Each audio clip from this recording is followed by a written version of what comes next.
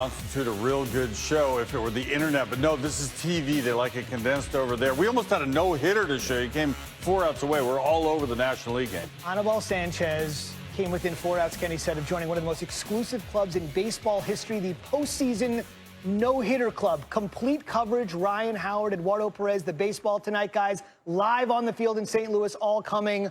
But first, Zubin's on a strict pitch count. That's all he has for now. Zion, it's all just getting going. Preseason, home court debut, New Orleans, Louisiana. Let's get it on. Here he goes. Oh, they're selling out. They're buying those shirts. They're using kindergarten art. They're making their own. They're into it. This guy's a big deal. He's tall. Let's go. See what he's got. Williamson, early. Brandon Ingram launches, misses. Williamson between defenders. People up in his life, and he's got himself a bucket. His first one on that floor. Royce O'Neal. Venmos to Williamson. Wide open, light at three. First three-pointer for him this preseason. He's going at some veteran players, too. They go inside. Two-time defensive player of the year, Rudy Gobert. Gets around him. Difficult shot. It drops. Now middle of the third. Williamson in the corner, taking it to the rack. Gobert's involved. Bucket. Looks like we're going to show a lot of Zion Williamson in this piece here.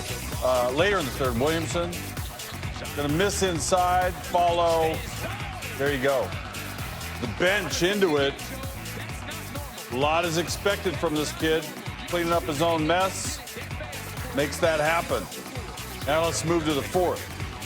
Fighting through some contact from Ed Davis. And one. Davis in his face once more. Williamson doing his thing. Yeah, he's making plays down deep. Hanging off a bunch of guys who's been around. Yeah, it shows he's got it. Now finally, Williamson driving. Get through William Howard. Got hit, made the bucket, and one. Gets 3-and-1 chances in the fourth quarter alone. Williamson doing damage, 26 points, 9 of 12 in just 23 minutes. Pelicans are winners by a single point. So strong performance, 9 of 12 shooting. As I said, he's the fourth player over the last 20 years off my memory, with multiple games scoring 25 points while shooting at least 75% from the field in a single preseason. Wow, hitting you up with some statistics there. Where's Mark Schwartz? Well, he's there watching the thing. My friend Brent Barry likes to say the ZFL rating, that's Zest for Life. I got a feeling the ZFL had to be very high down there in New Orleans. The energy had to be huge in that building, Mark. Well, Zion's Zest for Life is just contagious, Kenny. I mean, you got to love the way he flexed after he made that basket late in the game. He just took over this basketball game in the fourth quarter, played less than 5 minutes, scored 10 points, took everybody to the cleaners, and I caught up to him after the game. Zion, I know that you know that Rudy Gobert is the two-time Defensive Player of the Year in the NBA, not at Duke, in the NBA. You went at him fearlessly and finished through contact. How the heck did you do that? I just went in strong and just tried to finish. I have a lot of respect for him for winning two-time Defensive Player of the Year. So, you know, got to go in there strong. What was it like for you tonight to play in front of a home crowd, your adoring home crowd, and in 5 minutes in the fourth quarter, take over a game at the offensive end? It was great to finally get out here, you know, see the support that we have in New Orleans. So I'm glad they came out, and I hope they can come out all season, and hopefully I can continue to play the way I am. And you hit your first three of your NBA career. What was that like, and how much do we have to worry about the three? It was great. My first instinct was how to get back on defense. You know, coach gets upset about that, so hit the three and got back, and hopefully I can hit a lot more throughout the year. Zion, thanks so much for the time. Congratulations. Pelicans undefeated, 26 points in 23 minutes. He's now scoring more than a point a minute. Breaking the NBA. Seriously wrecking the NBA. If this kid can make three-point shots, where do we go from here, Kenny? We go somewhere. You talked about his ZFL. How about the building itself? You saw him buying all the jerseys. How into it was that crowd? You know, they were into it. It was not exactly a Saints game or an LSU Florida game here. I mean, there were some empty seats. This is not a basketball city yet, but this kid could make it a basketball city. And I spent a little time with him after the game. I asked him about the three-point shot, his first ever in the NBA. And he said, you know, people over-exaggerate the I can't shoot thing. He's a little tired of the haters on that point. But as far as the way he took Gobert to the hole, I mean, he says, I wasn't thinking about Gobert. I was just thinking about, that's my instinct. I go at anyone. It's not going to make him any more confident, he says, the next time he goes against someone. But let me tell you something. When you go fearlessly against a two-time Defensive Player of the Year in your first time meeting him, that says volumes, Kenny. Mark Schwartz, enjoy New Orleans. Who dat? That generally comes on Sunday, but Kenny got it in on a Friday. All right, so obviously Zion was 1, John Morant was 2 in the draft. R.J. Barrett went 3rd, making his preseason debut with the Knicks at the Garden, taking on the Wizards. The day after he was drafted, Kenny did a press conference and said, are you ready to be the savior? He's like, I haven't played a minute of basketball yet, but that's what you get into when you're in New York. And Barrett was looking good. This is his preseason debut at home. We should mention he looked pretty good in his first outing, which we'll tell you more about here in just a second. One other thing we should mention, though, the Knicks opened the season against the Spurs after another empty offseason, but they got their hands on Barrett, 7 points, 1 block, as he gets his hands on that in the first half. In the third, if this is truly the building block that the New York media says, well, he's not afraid of the moment, that's for sure, from downtown. He's a little better of a three-point shooter than Zion, but they're both connected, right? From downtown tonight. 15, 7, 1 dime. Wizards win. They're in absolute rebuild mode, as you know, in Washington. Same thing for New York. RJ saw a slight dip in his numbers on Friday compared to his first preseason game, which really actually opened some eyes on Monday night. He's certainly not afraid to shoot. He's not bashful. Barrett had led the Knicks in field goal attempts in both games this preseason. Again, the Knicks will open it for real October 23rd against San Antonio, Kenny. Haven't seen it. To the college football. Good playoff. stretch, but not enough. Bucks, Mavs, so we can get legal to show you the baseball. Giannis, Luka Doncic going at it. Giannis backing in, and then, ooh, little Jack Sikma move. Later in the first, Giannis stops and launches light at 3. Early in the second now. George Hill, what are you going to do about it? Just crank from over there. Not good. Giannis, the move.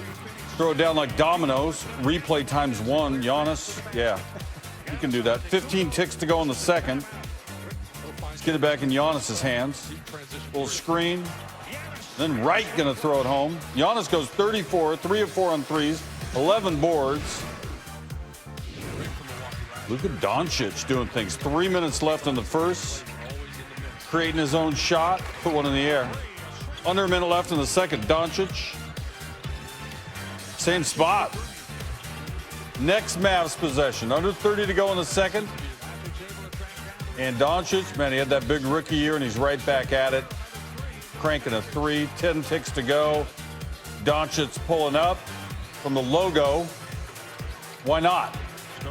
3 straight threes to end the half. 27 for him, 5 of 8. 6-time All-Star Paul George is joining the Clippers. It was funny that the Clippers were the team that pulled us together. News that dominated the day, Russell Westbrook is reunited with James Harden with the Houston Rockets. This is just the latest seismic shift in the West. Don't forget, in addition to the newcomers, Dennis Schroeder is still part of that interesting guard rotation. Andre Robertson, remember him? Yes. Great defender. That's right. Been forever since he played. He is in camp, fully participating after missing a season and a half from a ruptured tendon in his left knee. Horrible injury. The power forward spot has all newcomers, including rookie Darius Bazley and Danilo Gallinari, who had a great season last year with the LA Clippers and is in the final season of his contract as well. Those are two things that would be appealing to a lot of contending teams out there. What are the chances that Gallo is in an OKC uniform by season's end? I'd be shocked. You know, he's on an expiring contract. He's playing great. I mean, you know, he had a great season last year, shot over 50% from the floor, 40% from 3, and gets to the free throw line attacking. His whole thing has been health. He's averaged 50 games a year over his career is all, and the 68 he played last year were the most in 7 years. So If he can stay healthy, though, this guy can help a contender get over the top. Honestly, it tells you all you need to know about his career in terms of health. That 68 games was considered a full season for Danilo Gallinari. And it's crazy, Matt, that something that simple can really hinder a guy's career. But what we see now, when healthy, he can really help a team. Getting to the free throw line last year really showed me when his legs are right stand, he can really bring value to the offense in the floor. And last year on the defensive end, he got better with his rebounding. So now stay healthy, and I think a contending team will come after him. He knows as well as anybody that he is playing for other teams around the league as much as the Oklahoma City Thunder this season. Guess what? Steven Adams is now the longest tenured member of the Oklahoma City Thunder, and he's, 26, I think? He'll be 26 this year. What does this season look like for him, and is he a part of the long-term development of this franchise? I would think so because he's still so young, because what he does best, rebounding, setting screens, doesn't ask for plays to be called for him, a great teammate, great locker room guy. So I can see Sam Presti staying holding on to him. Unless someone comes along and offers something that you can't refuse, then maybe he gets moved. I totally agree with Dennis on that. I mean, he's a foundational piece. I mean, he's a defensive stalwart. He's going to get on the boards. He's one of the best offensive rebounders in the league, and he's about all the right things. He's going to play hard every night, and he's all about winning games. Why would you not want him around your other young players as you rebuild? Terrence Ferguson became a regular in the rotation, often a starter for Oklahoma City last year, and was able to keep himself on the floor in part with his ability to knock down three-point shots, which he hadn't been able to do previously. What does he look like short-term for this season, long-term for this team? Well, look, he defends and he shoots. He's a 3-and-D guy. Right. Now, the problem is if they don't have Chris Paul and Gallinari finishing the year, the question is, does he do enough? Yeah. Because if you look, he doesn't rebound. He's not going to pick up assists. They're going to have to put talent around him. He's a good fifth starter. He's a good guy off the bench, but not much more than that, at least at this point in his career. Dennis Schroeder, whether Chris Paul is there or not, you've got Shai Gilgeous-Alexander. How does he fit in? I'm not sure, Matt, because when we was here with Atlanta, guys fell in with little goldies. I like to call him with a little gold patch in his hair. Yep.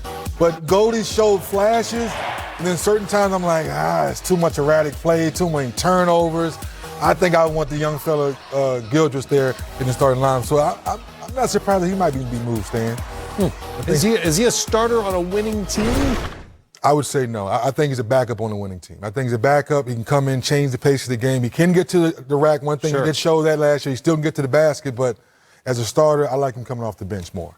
Hey, I would agree, but if those kind of questions are always tough, Matt, because who's around him? Right. Who's in the starting lineup with him? Right. If he's the guy you're relying on, no. But if you put enough talent around him, yes. Well, I am here to ask the tough questions, Stan. There you go, and they are tough. That is a tough one. More on the way. Chris Paul is back in Oklahoma City, where he spent his first 2 years as a Hornet. We're back in a moment with how many wins his new OKC team can expect.